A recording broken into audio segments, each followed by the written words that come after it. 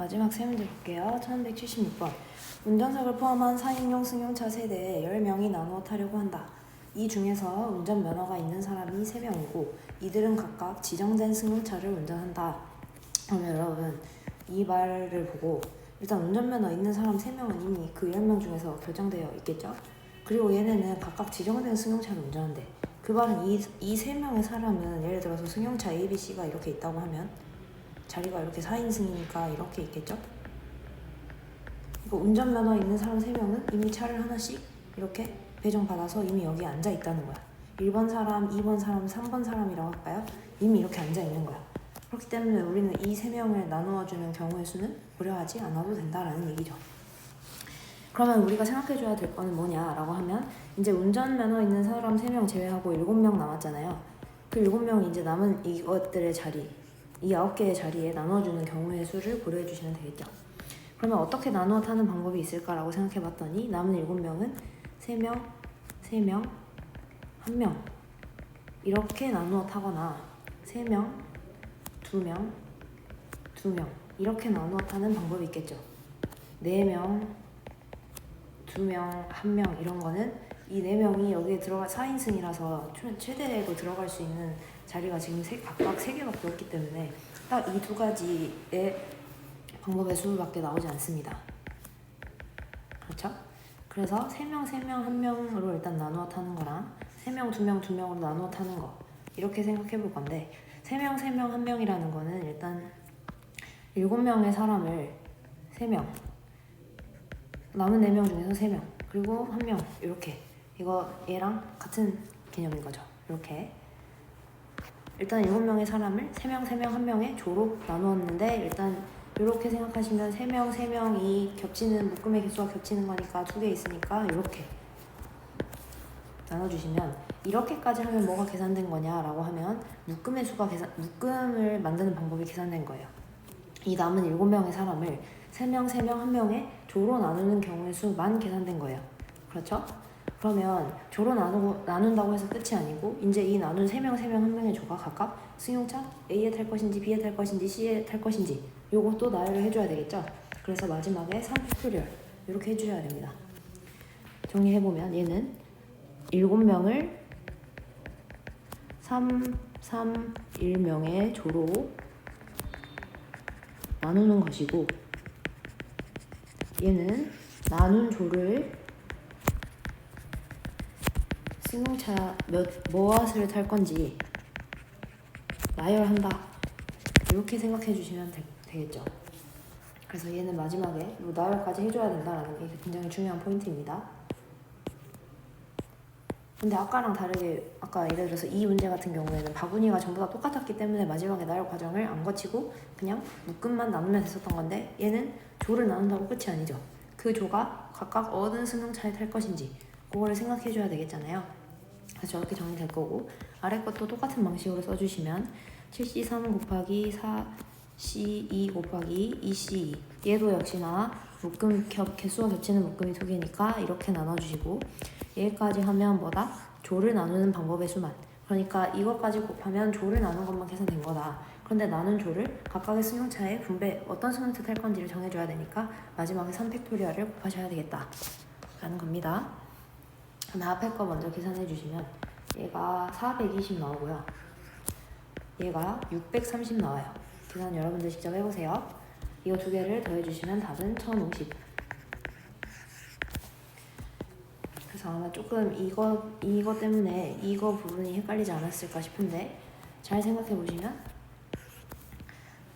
우리가 이렇게 계산하는 거는 개념 수업에서도 배웠다시피 나누는 것까지만 계산한 거고 그렇죠? 여기까지 계산한 거는 진짜 7명의 사람을 3개의 조로 나누는 것만. 그럼 나눈 다음에 이제 한 번만 더 생각을 해보는 거지. 나눈다고 해서 이게 끝인가?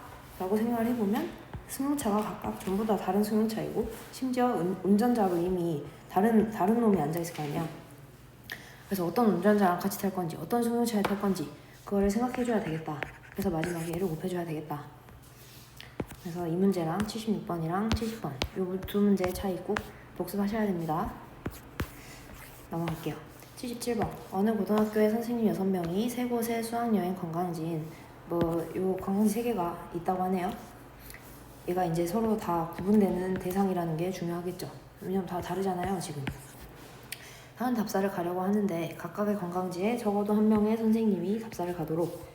그러면 이제 6명의 선생님을 3개의 조로 나눠야 되는데 각각의 조에 적어도 1명은 들어있어야 할 거고, 그 다음에 조로 나눈 다음에 이제 그 다음에 각각의 조가 어디에 답사를 할 건지 그거를 분배해주면 되겠죠.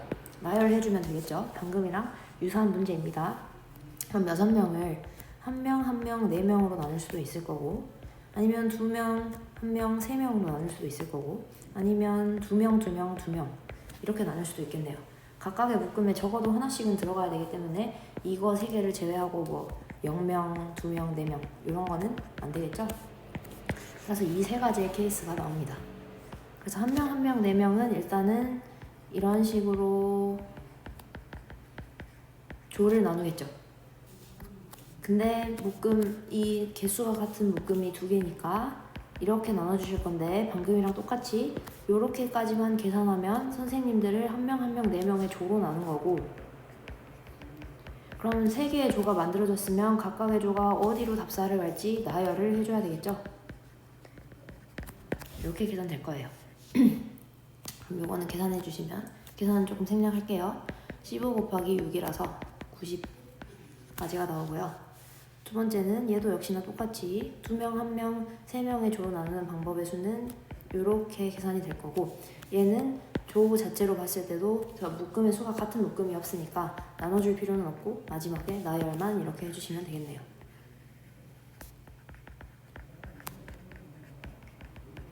이렇게 얘도 계산해 주시면 360 나옵니다. 마지막으로 2명, 2명, 2명. 얘는 묶음을 정하는 방법의 수가, 이 조로 나누는 방법의 수가 이렇게 될 것이고, 묶음의 개수가 전부 다 같으니까 이렇게 마지막에 3팩토리얼 분의 1 해주시면 여기까지가 조 나누기. 그렇죠? 여기 위치가 바뀌어 있네요. 여기가 조 나누기고 요 3팩토리얼이 나열입니다. 근데 조를 나눴으면 얘도 마찬가지로 어디에 답사를 갈지 나열을 해주셔야 되니까 이렇게 마지막에 3팩토리얼 얘 계산해 주시면 90 나와서 이 3가지 케이스를 전부 다 더해주면 답이 될 거니까 답은 540.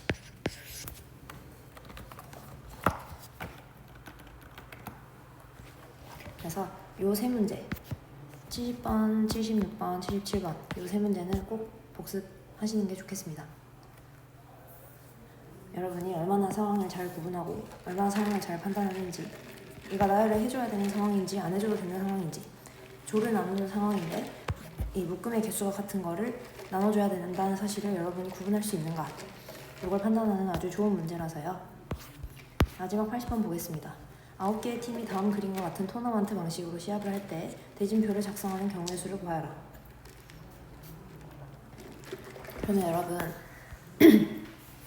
대진표라는 거는 우리가 개념 수업할 때도 선생님이 강조했었는데, 결국에 대진표를 작성한다는 건 뭐냐면 누가 누구랑 붙을지 정하시오, 이렇게 생각을 하면 된다고 했죠. 대진표를 이렇게 그려주면은 마치 이 8개가 전부 다 다른 자리처럼 보이는데 실제로는 그렇지 않습니다. 대진표를 작성한다는 거는 조를 짜가지고 일단 예선전은 누구누구끼리 9개의 팀이 있으면 예를 들어서 A팀부터 G팀까지 있다고 할까요? I팀까지 있다고 할까요? 그러면 걔네들 중에서 조를 예선전 할 조를 어떻게 짤지, 그 다음에 조를 짠 다음에 여기는 부전승이 1명 있죠. 그 부전승 누구 할지 정하고, 그 다음에 예선전에서 붙을 조를 정했으면 그 다음에 여기가 8강이면 4강에서 누가 붙을래 이렇게 정하는 방법의 수, 그렇게 생각해 주시면 된다고 했어요. 대진표를 작성하는 거는 정말 말 그대로 누가 어떻게 붙을래 이렇게 생각해 주시면 된다고 했습니다. 일단 첫 번째로 그러면 예선전 할 조를 정해야 되겠죠. 그렇죠? 그런데 보니까 특이한 게 하나가 뭐냐면 이게 특이하죠. 여기 부전승 1명 누가 할래? 이게 좀 특이하죠. 일단은 뭐부터 정할 거냐면 여기 들어가는 4명부터 정할 거예요. 선생님 여기 들어가는 4명을 갑자기 왜 정하나요? 라고 하면 아니 부전승 있는 그 예선조에 어떤 내 팀이 들어갈래? 요렇게 생각하시면 되니까 일단 첫 번째로 9C4부터 해줄 거예요. 그러면 9C4를 한 순간 뭐가 정해지는 거냐면 여기 있는 그 부전승 하는 팀이랑 붙는 이 조, 여기는 모양이 왼쪽 오른쪽 다르게 생겼잖아요. 이 조를 결정하는 거예요.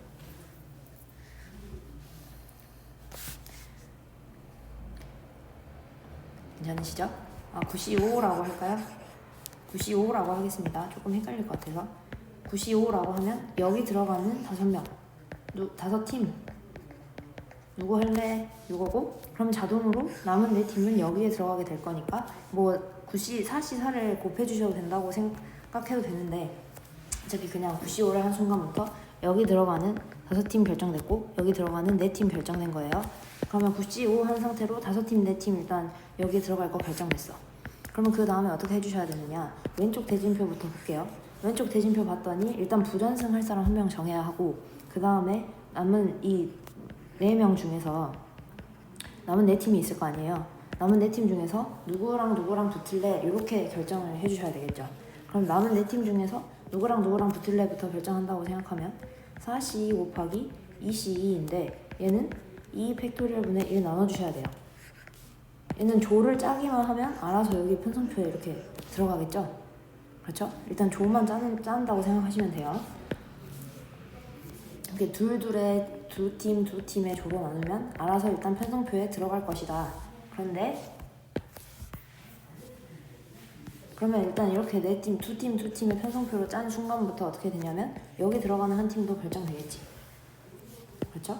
근데 이거는 일단은 그러면 제가 어떻게 한 거냐면 왼쪽에서 5팀을 1, 2, 2 이렇게 나눠서 조를 정했어요. 얘는 부전승으로 되는 조가 될 거고, 이 두 팀은 어떻게 될 거냐면 이 둘씩 예선에서 부전승 안 되는 팀 이렇게 정해질 건데, 그 다음에 얘랑 구분이 되는가 봤더니 이 예선전 되는 팀 이렇게 한 순간부터 팀이 묶음이 2개가 생긴 거잖아요. 근데 그럼 이 두 팀은 똑같은 팀이냐라고 하면은 이 한 팀은 부전승 올라간 팀이랑 준결승에서 붙겠네. 이 한 팀은 부전승 올라간 팀이랑 준결승에서 안 붙어요. 그러니까 그림이 그냥 이렇게 좌우로 봤을 때 대칭이 아닌 거죠. 그래서 얘는 이 2개 이렇게 조를 짰어. 여기 들어갈 이 둘의 조를 짰어. 그런데 짠 다음에 너 부전승에서 올라온 팀이랑 준결승에서 누가 붙을래 하면 2가지가 있겠죠. 이렇게 그 다음에 오른쪽으로 이렇게 눈을 돌리면 이렇게 한 상태로는 이제 왼쪽 대진표는 다 작성이 된 거죠. 오른쪽 대진표도 한번 봐보면 이건 4명의 팀이 일단 골라지긴 했어.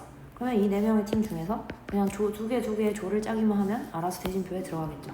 얘는 4C 곱하기 2C 곱하기 2 팩토리얼 분의 2 이렇게 계산될 거예요. 그러면 앞에 9C5는 126 이렇게 될 거고, 뒤에 거는 이렇게 나눠주시면 6 얘로 이렇게 얘는 6 곱하기 2 곱하기 1이니까 이렇게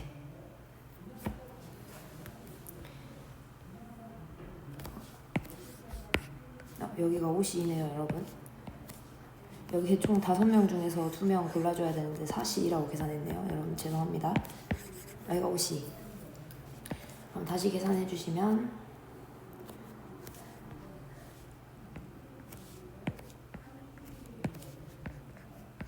여기도 3이 되겠네. 다시 계산해 주시면 126 곱하기 5 곱하기 3 곱하기 여기 이렇게 약분될 거고, 4C 하시면 6 곱하기 여기 2분의 1이 있으니까 3으로 그냥 이렇게 고치겠습니다. 이거 계산해 주시게 되면 11,340이라는 숫자가 나와요.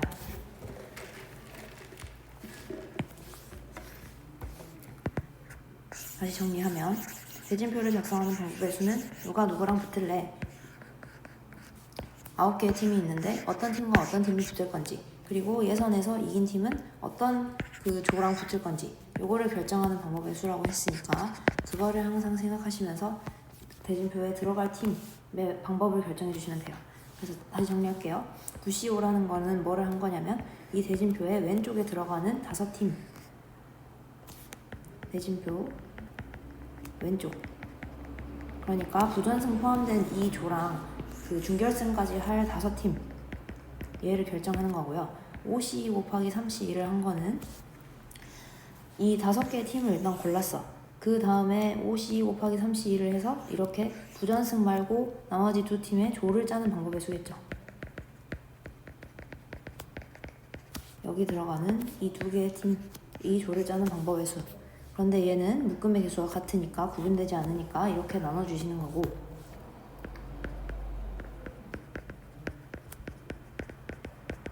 5C 곱하기 3C 한 다음에 5C 곱하기 3C 하면 묶음의 수는 서로 같은데 서로 구분되지 않는 묶음이잖아요. 그러면 그렇죠? 일단 조를 먼저 짠다고 생각을 하고, 어차피 뒤에다가 2팩토리얼을 곱하긴 했지만 여기까지 해서 조를 먼저 짠 거예요. 여기 두 개의 조를.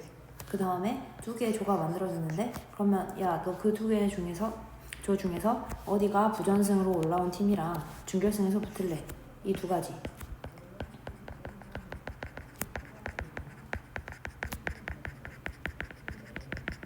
이렇게. 그렇죠? 그 다음에 오른쪽 얘는 뭐냐라고 하면 이거. 오른쪽 대진표 오른쪽. 9C5를 한 순간부터 대진표 오른쪽에 남은 네 팀이 자동으로 들어갈 거잖아요. 그럼 네 팀 중에서 두 팀 조만 짜주기만 하면 얘네가 알아서, 이 둘은 구분되지 않는 대상이잖아요. 이 대진표는 저거가 완전히 대칭인 형태니까. 대진표 오른쪽에서 조를 짜는 방법의 수. 이렇게 될 거예요. 따라서 이렇게 계산해 주시면 11,340까지라는 경우의 수가 나옵니다.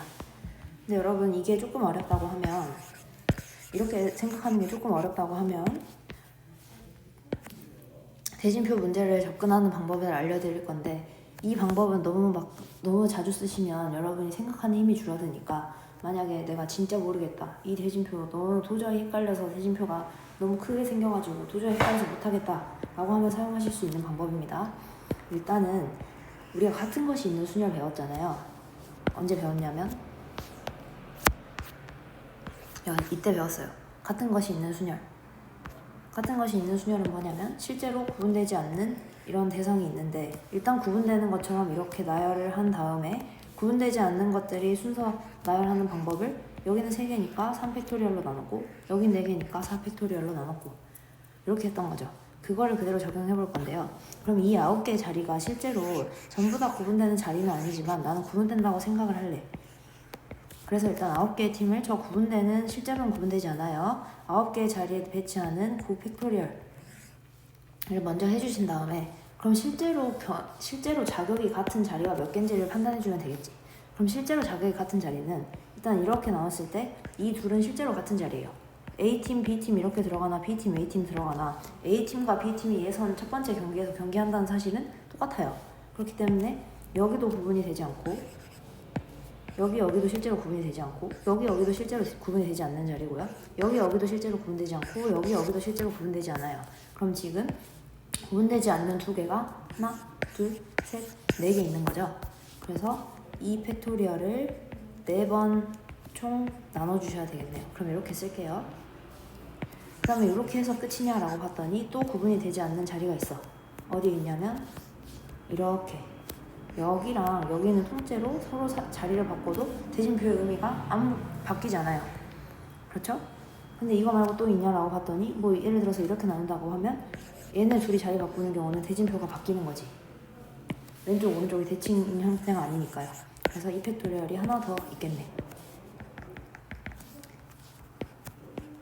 여기도 보시면 서로 대칭 자리를 바꾸면 의미가 달라집니다. 대진표에. 그렇죠? 그래서 결국 어떻게 한 거냐면, 일단은 9개의 팀을 9팩토리얼로 나열해. 그 다음에 그림이 정확히 좌우 대칭의 위치가 어딘가 라고 해서 대칭축을 이렇게 세면 1개, 2개, 3개, 4개, 여기에서 5개. 이 이외에 대칭축은 존재하지 않습니다. 그래서 이 팩토리얼로 5번 나눠준다 라고 생각하면 똑같은 결과가 나와요. 이렇게. 이런 2번 방법을 우리는 같은 것이 있는 순열을 배웠기 때문에 사용해 주셔도 괜찮은데, 너무 2번 방법만 고집하시면 생각하는 힘이 줄어드니까 1번 방법으로도 꼭 해보시고,